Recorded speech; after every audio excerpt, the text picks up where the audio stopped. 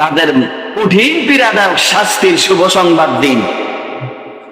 এরপরে আল্লাহ তাআলা বলেছেন ইয়াউমা ইউহমা আলাইহা ফি নারি জাহান্নামা ফাতুকওয়া বিহা জিবাহুহুম ওয়া জুনুবুহুম ওয়া যুহুরুহুম হাযা মা কানাসতুম লিআনফুসিকুম ফাযুকু মা কুনতুম তাকনিজুন।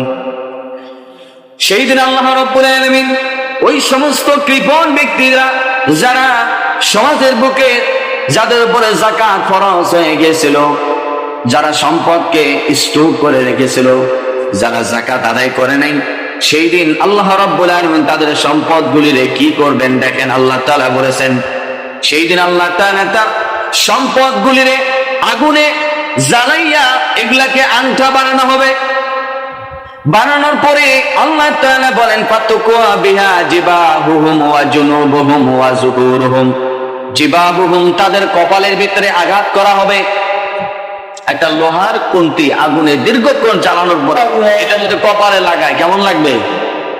সম্পদগুলিরে এইভাবে আগুনে জ্বালাবেন আল্লাহ তাআলা। জ্বালানোর পরে ওই সম্পদগুলি ফাতুকওয়া বিহা জিবাহুম তার কপালের ভিতরে আঘাত করবেন, ওয়া জুনুবুহুম এরপরে তার পৃষ্ঠদেশে আঘাত করবেন, ওয়া যুহুরুহুম তার রানের মধ্যে আঘাত করবেন। হাযা মা কুনতুম হাযা মা কানাসতুম লিআনফুসিকুম। আর ওই জিনিসগুলা বলবে আমি হলাম তোমার সম্পদ। ফাযুকু মা কুনতুম তাকনিজুন। আমারে তুমি জমা করে রাখছিলা, আমারে কি জমা করে রাখছিলা। আরেক হাদিসে এসেছে আল্লাহর হাবিব বলেছেন সেই দিন সম্পদগুলিরে বিষাক্ত সাপ বানাই দেওয়া হবে। বিষাক্ত সাপ বানাইয়া তার গলার ভিতরে বেরিয়ে পড়ে এই সাপ তার কপালের ভিতরে আঘাত করে করে তার মাথার মগজগুলি বের করে খাবে। এই জন্য সম্পদ যাদের আছে অবশ্যই তাদেরকে যাকাত দিতে হবে। আল্লাহর হাবিব সাল্লাল্লাহু আলাইহি ওয়াসাল্লাম আবু হুরায়রা রাদিয়াল্লাহু তাআলা আনহু থেকে হাদিস বর্ণিত, তিনি বলেন আস-সাখিয়্যু কারীবুম মিনাল্লাহ। যে ব্যক্তি যাকাত দান করে, যাকাত আদায় করে, কারীবুম মিনাল্লাহ সে আল্লাহর নৈকট্য লাভ করে। সুবহানাল্লাহ। কারীবুম মিনাল জান্নাহ সে জান্নাতের একদম নিকটে চলে যায়।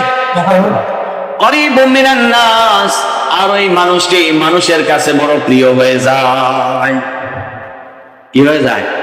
প্রিয় হয়ে যায়। দেখেন দানশীল ব্যক্তি যারা সমাজে, এরা সবার কাছে প্রিয়, সবাই তাকে ভালোবাসে। আর যারা কৃপণতা করে সম্পদ স্তব করে রাখে এদেরকে মানুষ কখনো ভালোবাসে না।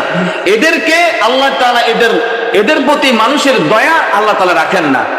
হাদিস শরীফে এটাই আল্লাহর নবী বলেন আস-সাখিয়্যু কারীবুম মিনাল্লাহ। যাকাত আদায়কারী ব্যক্তি আল্লাহর নৈকট্য অর্জন করে আল্লাহর নিকটে চলে যায়। কারীবুম মিনাল জান্নাহ সে জান্নাতের একদম কাছে চলে যায়। কারীবুম মিনান নাস এই লোকটি মানুষের বড় প্রিয় হয়ে যায়। বাঈদুম মিনান নার আর জাহান্নাম থেকে ওই লোকটা একদম দূরে সরে যায়। দানশীল ব্যক্তিরা জাহান্নাম থেকে একদম দূরে, ওরা জাহান্নামের কাছে নাই। সুবহানাল্লাহ।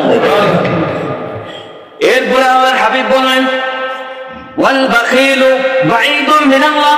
আর যারা যাকাত আদায় করে না, বাঈদুম মিনাল্লাহ যাকাত আদায় যারা করে না ওই মানুষগুলি আল্লাহর থেকে অনেক দূরে। বাঈদুম মিনাল জান্নাহ জান্নাত থেকে অনেক দূরে। বাঈদুম মিনান নাস মানুষের ভালোবাসা থেকে ওই মানুষগুলি অনেক দূরে। কারীবুম মিনান নার আর জাহান্নাম হলো তার একদম কাছে। কি বুঝলেন? যারা যাকাত আদায় করবে তাদের জান্নাত একদম কাছে, আল্লাহর একদম কাছাকাছি, মানুষের কাছে সে প্রিয়। কথা বুঝতে পারছেন? আর জাহান্নাম তার কাছ থেকে অনেক দূরে। আর যারা আদায় করে না তাদের জাহান্নাম একদম নিকটে। ওয়াল জাহিলু সাখিয়ুন এখানে একটি বড় কথা বলছেন। ওয়াল জাহিলু সাখিয়ুন আহাব্বু ইলাল্লাহি মিন আবিদিন বাখিল। একজন কৃপণ ব্যক্তি তাহাজ্জুদ গুজারি হোক না কেন, নামাজ আদায়কারী হোক না কেন, আরেকজন জাহেল ব্যক্তি সে যদি আল্লাহর রাস্তায় দান করে, আল্লাহর কাছে ওই কৃপণ তাহাজ্জুদ গুজারি বান্দার চাইতেও একজন জাহেল দানশীল ব্যক্তি আল্লাহর কাছে অনেক প্রিয়। সুবহানাল্লাহ। কত বড় কথা। ওয়াল জাহিলু সাখিয়ুন আহাব্বু ইলাল্লাহ। একজন জাহেল ব্যক্তি, মূর্খ ব্যক্তি, জ্ঞেয়, কিচ্ছু বোঝে না, যে লোকটি, এই লোকটি যদি আল্লাহর রাস্তায় যাকাত আদায় করে, দান করে, আহাব্বু ইলাল্লাহ, সে আল্লাহর কাছে অনেক প্রিয়, মিন আবিদিন বাখিল, একজন কৃপণ ইবাদতকারী ব্যক্তির চাইতো। বলেন না সুবহানাল্লাহ। রাওয়াহু তিরমিজি, তিরমিজি শরীফের হাদিস। সম্মানিত হাজিরিন, তাহলে এই যাকাত ভিত্তিক অর্থনীতি সমাজ ব্যবস্থার জন্যই, সুদকে কবর দেওয়ার জন্যই রাসূল করিম সাল্লাল্লাহু আলাইহি ওয়াসাল্লামের কাছে আল্লাহর পক্ষ থেকে এই যাকাতের বিধান চলে আসলো।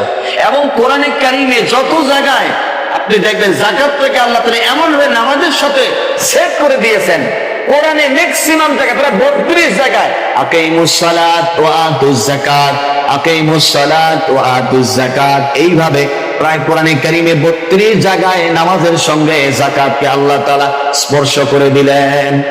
কারণটা কি বাবা জিরানা? একজন মানুষের পেটে যদি প্রচন্ড ক্ষুধা লাগে, ক্ষুধার যন্ত্রণা নিয়ে কেউ যদি নামাজের মধ্যে দাঁড়ায়, ওই মানুষটার নামাজ কাঙ্ক্ষিত পর্যায়ে আল্লাহর কাছে পৌঁছবে না। এই কারণেই যাকাত ভিত্তিক অর্থনীতি ব্যবস্থা যখন আপনি চালু রাখবেন, আপনার পেটের যদি ক্ষুধা না থাকে, পেট যদি শান্তি, তো দুনিয়ার সবকিছু কি শান্তি। এই জন্যই একজন ব্যক্তি পরিপূর্ণ নামাজি আল্লাহওয়ালা হতে পারবে না যতক্ষণ পর্যন্ত সে যাকাত ভিত্তিক জীবন যাপন করবে না। কথা বুঝতে পারছেন? এই যে আমাদের দেশে বা বিভিন্ন জায়গায় দেখেন আপনারা যে যাকাত বোর্ড আদায় করা হয়, যাকাত কেমনে আদায় করব এটা